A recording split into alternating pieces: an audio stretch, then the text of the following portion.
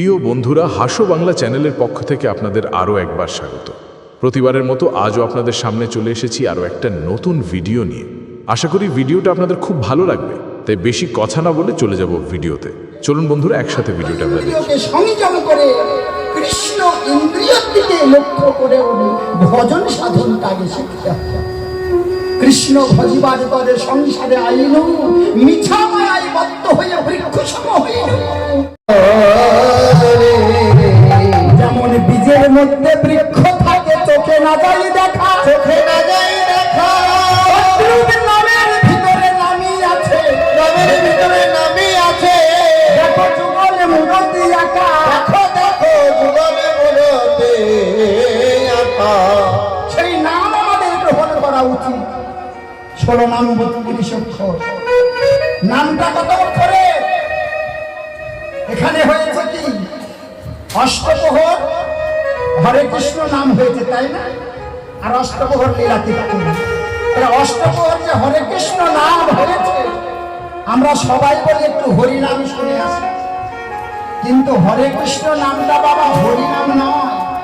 শাস্ত্রটাকে হরিনাম বলে না মা, ওটা হচ্ছে তারেক ব্রহ্ম নাম। ভাগবতটা খুলে দেখবেন, হরে কৃষ্ণ কৃষ্ণ কৃষ্ণ হরে হরে, হরে রাম রাম রাম হরে হরে। 16 নাম 32 অক্ষর, ওটা হচ্ছে তারক ব্রহ্ম নাম, ওটা হরিনাম। হরিনাম কোনটা? 16 নাম 32 অক্ষর। 28 অক্ষরটাও না ছাড়ি, অজপা নাম 4 অক্ষর সাধু জানে, সেই নাম জীব জানে না। সেই 4 অক্ষরের নামটাই হরিনাম। সেই অজপা নাম 4 অক্ষর, ওটাই হচ্ছে হরিনাম, যেটা আপন গুরু গোসাইয়ের কাছে জেনে নিতে হবে। আর সেই নামেরই ভজন করা উচিত, সেই নামের যজ্ঞ করা উচিত। সেই নামটা যদি যজ্ঞ করা যায়, তবেই একমাত্র তার প্রতি গৌর হরির কৃপা। খেলায় বিনোদ খেলা, খেলায় বিনোদ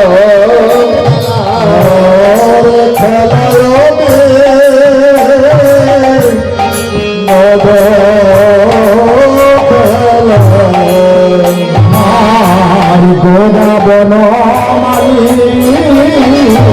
খেলায় বিনোদ খেলা, আমার গোদা বন মালি। বিপিনবী হরঙ্গে ভক্ত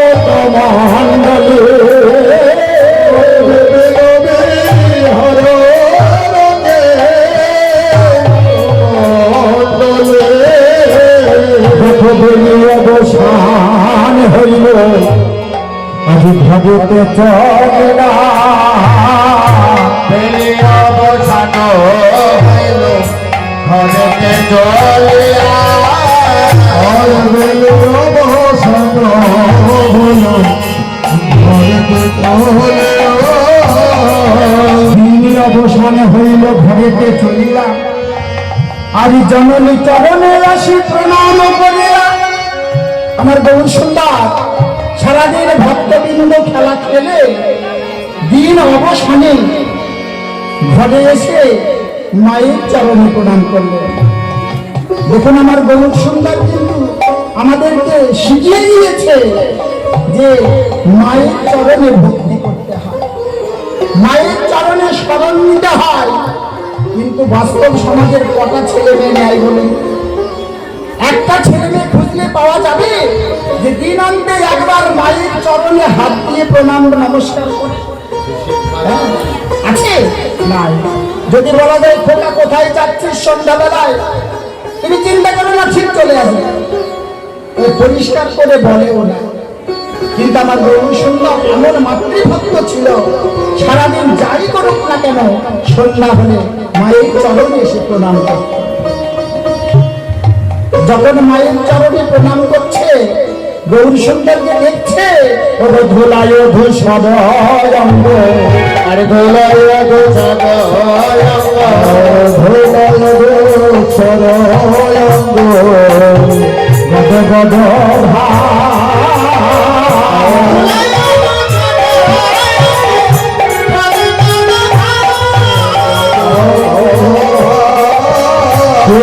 মাখালে কে মাখালে কে মাখালে কে মাখালে মাখালে মার গৌরঙ্গে ধুলা মাখালে গৌরঙ্গে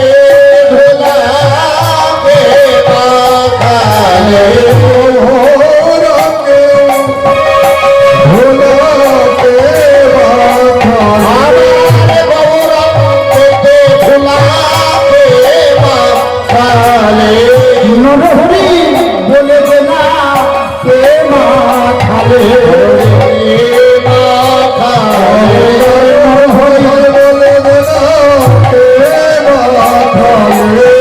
গদাধর বলে না কে মাখালে গদাধর বলে না কে মাখালে গদাধর বলে না গৌরে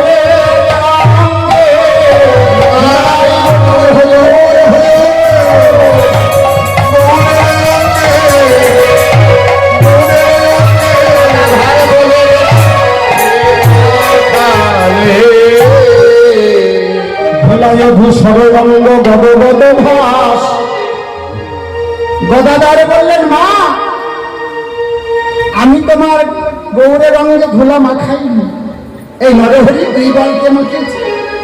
এবার নরহরি বললে মা আমিও মাখাইনি, তাহলে আমার গৌরের রঙে ধুলা লাগলো কি করে? কি করে লাগলো জানো? গৌর হরি ভক্ত বেশে আমার ভগবান ওই ব্রজধুলি মনে করে ধুলাই গড়াগড়ি দেয়, একাই গড়াগড়ি দেয়, আর ধুলা তোলে আর রঙে মাখে, আর মুখে বলে এই ব্রজধুলি অঙ্গে মেখে আমার অঙ্গ তৃপ্ত হলো। তাই তোমার গৌর অঙ্গে ধুলা কেউ মাখাইনি মা, একা একাই তোলে একা একাই মাখে। ধুলাই ধূসর অঙ্গ গদ গদ ভাস, গদ গদ ভাস, রাধা মোহন পদ কর কহিয়া পদ তৈলে রাধা মোহন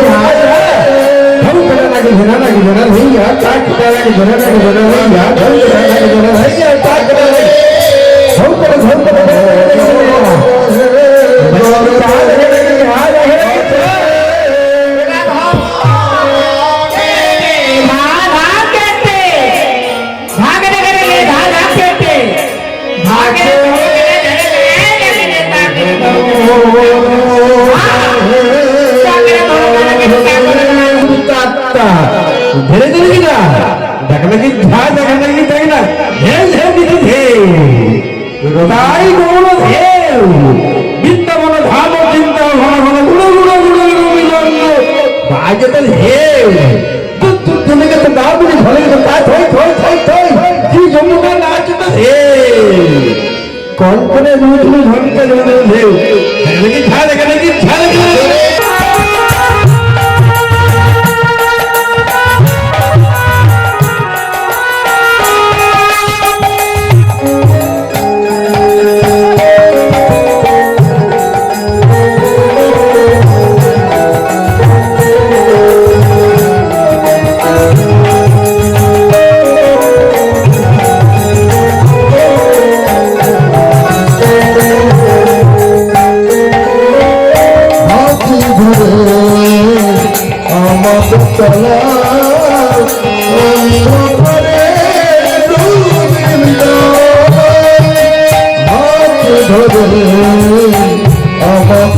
জ্বালা অন্ধকারে দুদিন চোখের দেখা দেখিয়া তো ভোর, চোখের দেখা দেখিয়া তো ভোর,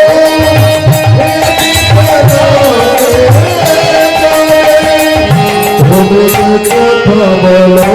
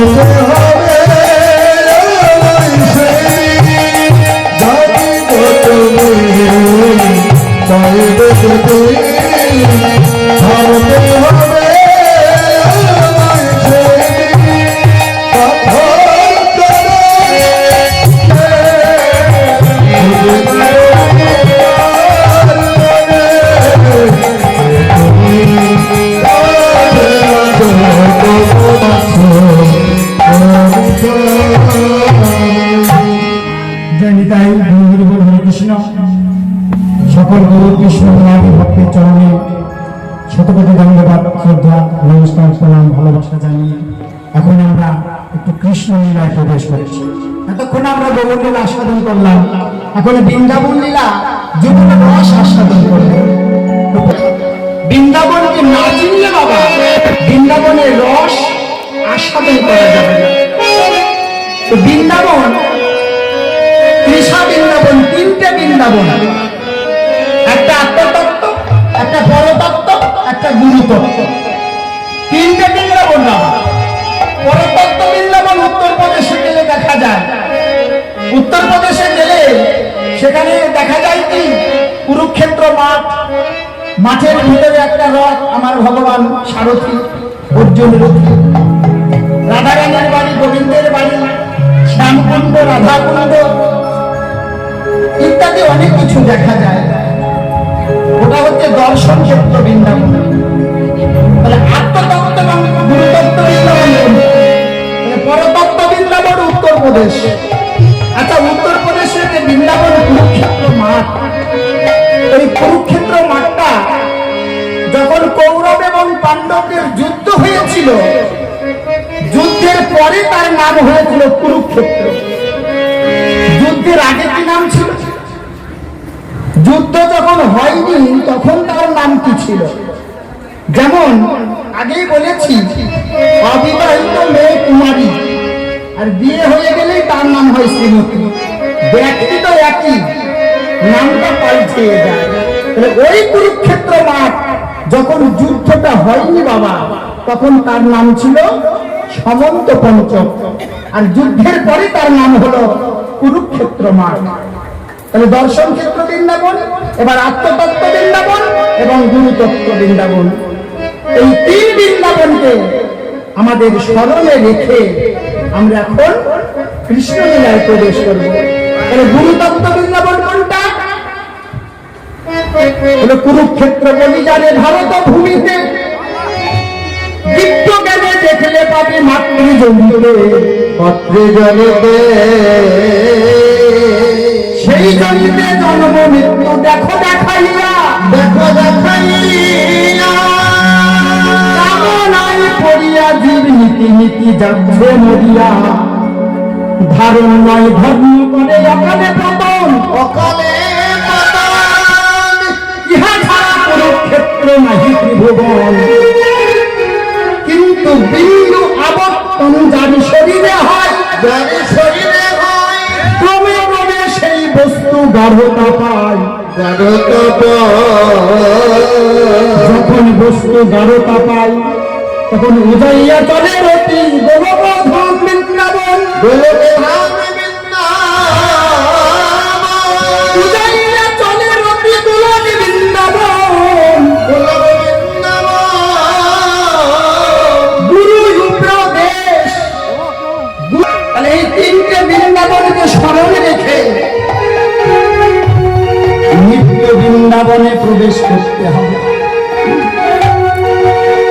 সেই নিত্য বৃন্দাবন গোবিন্দ আমার সকালবেলা ইন্দ্রিয় রূপ ধেনুর পাল নিয়ে আমরাও এসেছি এই গোষ্ঠ লীলা। গোষ্ঠ শব্দের অর্থ কি? গোষ্ঠ কাকে বলা হয়? বাংলা অভিধানটা খুলবেন, দেখবেন পরিষ্কার ভাষায় লেখা আছে। গোষ্ঠ শব্দের প্রকৃত অর্থ হচ্ছে মিলনস্থল, যেখানে গোধূলি বংশ চারণ করা হয়, এবং মিলনস্থলকে বলা হয় গোষ্ঠ। দেখবেন বাংলা অভিধানটা খুলবেন, দেখতে পাবেন। তাহলে মিলনস্থলই হচ্ছে গোষ্ঠ। তাহলে আমরা প্রতিদিন গোষ্ঠ বিহারে যাই, নবলক্ষ ধেনু নিয়ে যাই। নবলক্ষ সংখ্যায় নয়, নব মানে নতুন, নতুন নতুন লক্ষ্যে আমরা যাই।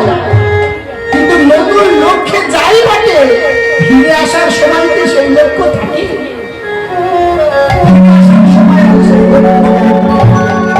লক্ষ্য ভ্রষ্ট হয়ে যায়। অর্জুনকে বলেছিলেন দ্রোণাচার্য, অর্জুন লক্ষ্য স্থির করো। কোথায়?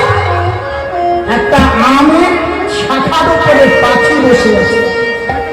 কেন আমের শাখা বললেন? কেন অশোক গাছের শাখাটা বলতে আমের শাখা?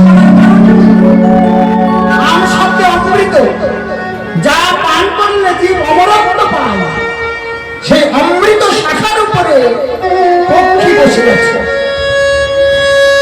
সেই পক্ষী চক্ষুকে লক্ষ্য স্থির করে। এবার লক্ষ্যটা স্থির করতে হবে একনিষ্ঠ ভাবে, অন্যদিকে লক্ষ্য থাকলে কৃষ্ণ ভজন হবে না। এখানে বসে আছেন, মন যদি বাড়িতে থাকে দরজা তো দেওয়া হয়নি, ঘরে কুকুর ঢুকলো নাকি, ছেলে এখন বাড়িতে ঢুকবে কি বা খাবে। যদি মনটা যদি পড়ে থাকে বাড়িতে বা অন্য জায়গায়, তাহলে বাবা এই কীর্তন গান একদিক দিয়ে ঢুকলেও আবার দিক দিয়ে বেড়ে চলে যায়, কিছুই মনে থাকবে না।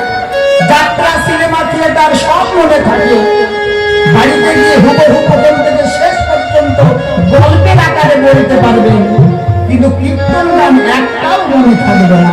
কেননা যদি তার ভিতরে কৃষ্ণ সত্তা বস্তু জাগুক, যদি কোনো ভক্তে এক জন্মে নয়, ভবিতে ভবিতে কোনো গুরু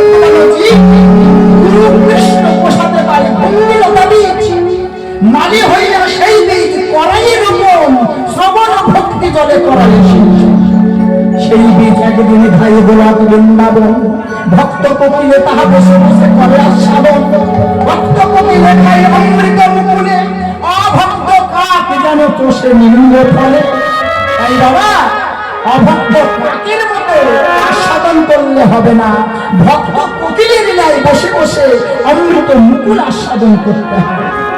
আর আস্বাদন করতে গেলে একটু গুরু কৃপা, কৃষ্ণ ভক্তি নীতি অনুভূত হতে হয়। গুরুতত্ত্ব বেদটা সম্বন্ধে কিছুটা জানতে হয়, আর জানতে গেলে একটু আশ্রয় করতে হয়। আশ্রয় লইয়া ভজে তারে কৃষ্ণ নাহি ত্যাজ। যে আশ্রয় নিয়ে ভজন করবে, কৃষ্ণ তাকে ছেড়ে যেতে পারবে না, কৃষ্ণ তার কাছে বাধা থাকে। তাহলে এখন আমাদের আলোচ্য বিষয় হলো কি? উত্তর গোষ্ঠ। এর আর এক নাম ফেরা গোষ্ঠ। গোষ্ঠে গিয়েছে সকালবেলা। সকাল কখন? সকাল যখন আয়ু সূর্য যখন মাথার উপরে পুরা যৌবন, তখন গিয়েছে গোষ্ঠে, বেচারা ভূমিতে গিয়েছে, মিলনস্থলে গিয়েছে। আর এখন তার বেলা নাই, এখন তো ফিরে আসতে হবে। আমাদের বেলা আছে, বেলা আছে 60 বছর 70 বছর বয়স হয়ে গেল, আর কি সেই বেলা আছে? এই সকালবেলায় গোষ্ঠে গিয়েছে, এখন ফিরে আসার পালা। বাবা এই কীর্তন গানের মধ্যে দুটো পালা, আর অন্যগুলো সব ঝালা পালা। পালা হচ্ছে দুটো, একটা আসার পালা আর একটা যাবার পালা। আসার পালা আমাদের সবার হয়ে গিয়েছে, কে কবে এসেছে সবাই জানি।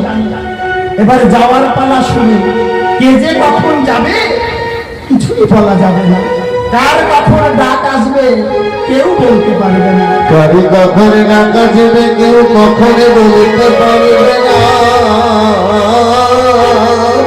তাই গোবিন্দ আমার সকালে বলেছে সখা শ্রীরাম, আর বেলা নাই, আর বেলা নাই, বেলা নাই। ওই দেখ পশ্চিম আকাশে তাকিয়ে দেখ, গগনে আর বেলা নাই শ্রীরাম রে, গগনে আর বেলা নাই, বেলা নাই শ্রীরাম রে। ও ভাই শ্রীরাম রে।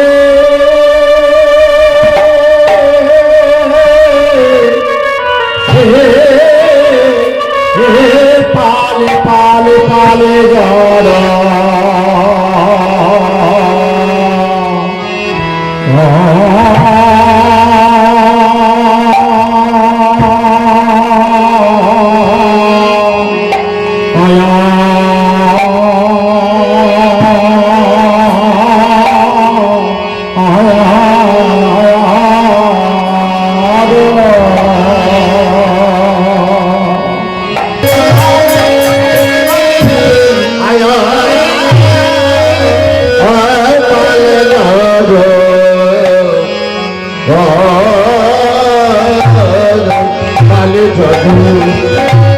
কদু শ্রীদ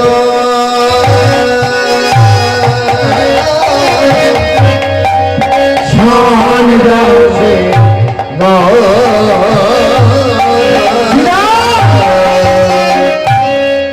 পাল জড় পাল জড় পালে শ্রীরাম সন্ধ্যা উষ্ণা। তাহলে শ্রীরামকে বলেছে শ্রীরাম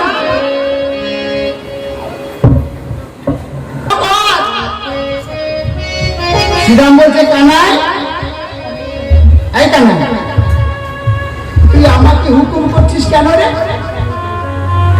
আমাকে কেন হুকুম করছিস? তোর নবলক্ষ পাল আর তুই আমাকে হুকুম করছিস?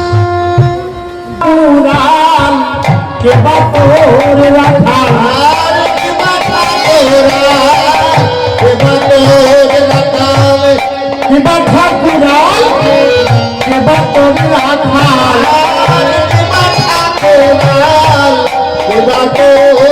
মোরা সবই গোওয়ালা ছেলে রে,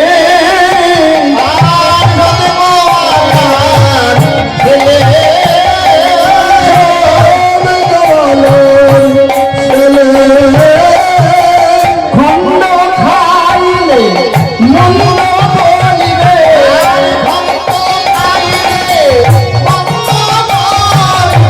দাঁড়ালে দেখিব মোহনার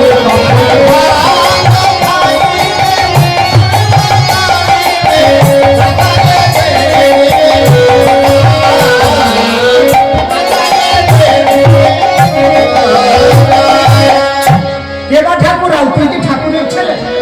তুই আমাকে হুকুম করছিস? তুইও গোয়ালার ছেলে আমিও গোয়ালার ছেলে, তোর তো হুকুম করার সাজে না কানাই। আর তোর সেই নবলক্ষ ধেনু, সেই সব ধেনুর পাল ওই কচি কচি ঘাস খেতে খেতে বন থেকে বনান্তরে চলে গিয়েছে, আমি তো তাদের খুঁজে পাবো না। বাবা আমরাও মায়াবত। তাই শ্রীরাম বলছে শোন কানাই, তোর ওই নবলক্ষ ধেনু আমার করেছে বিলাসের সময়। আজ মাঠে আমাদের বিলম্ব দেখিয়া, আজ মাঠে আমাদের বিলম্ব দেখিয়া, আজ মাঠে আমাদের বিলম্ব দেখিয়া, আজ মাঠে আমাদের বিলম্ব দেখিয়া, হেন বুঝি কানে মা পথ পানে চাইয়া, হেন বুঝি কানে মা পথ পানে চাইয়া, হেন বুঝি কানে মা পথ পানে চাইয়া, বলো রামদাস কহে শুনি কান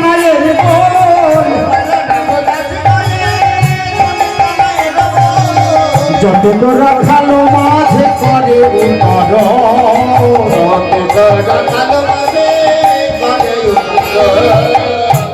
যতক রাখাল মাঝে সব আলোচনা সমালোচনা হয়েছে। বলরাম দাস পদকর্তা এক পাশে দাঁড়িয়ে রয়েছে। শ্রীরাম বলল, কানাই তুই এক কাজ কর ভাই, তুই এক কাজ কর, তোর ওই নবলক্ষ্য ধেনুর পাল আমার পক্ষে ঘোরানো সম্ভব নয়। তুই এক কাজ কর, তোর ওরে চাঁদে মুখে দিয়া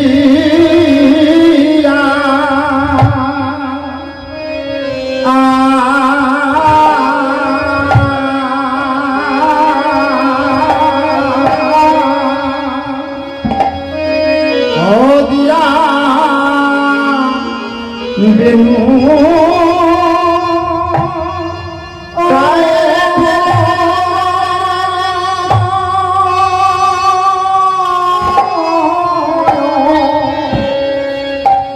বেনু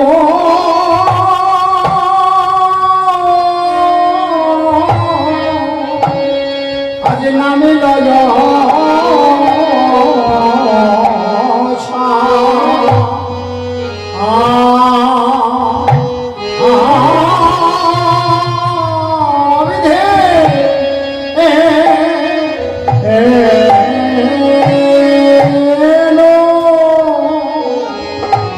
চাঁদ মুখে দিয়া বেলু নাম লয় সবে ধেনু ওরে আহা মরে আহা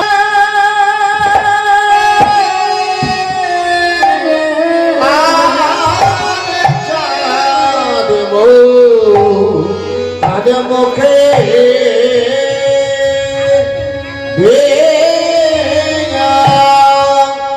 ও দিয়া ও বেনো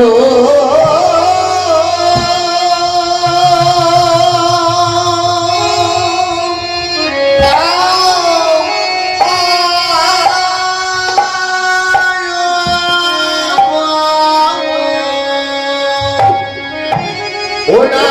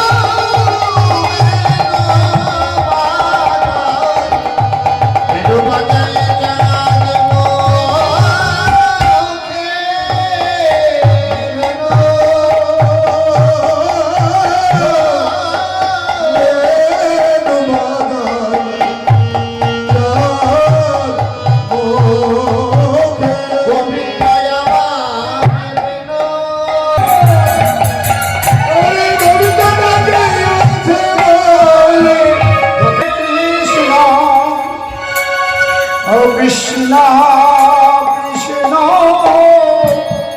হরে হরে হরে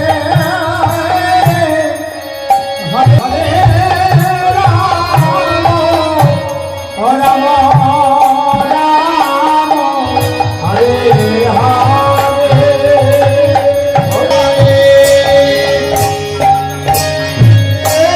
কৃষ্ণ হরে Krishna Krishna Hare Hare Hare Rama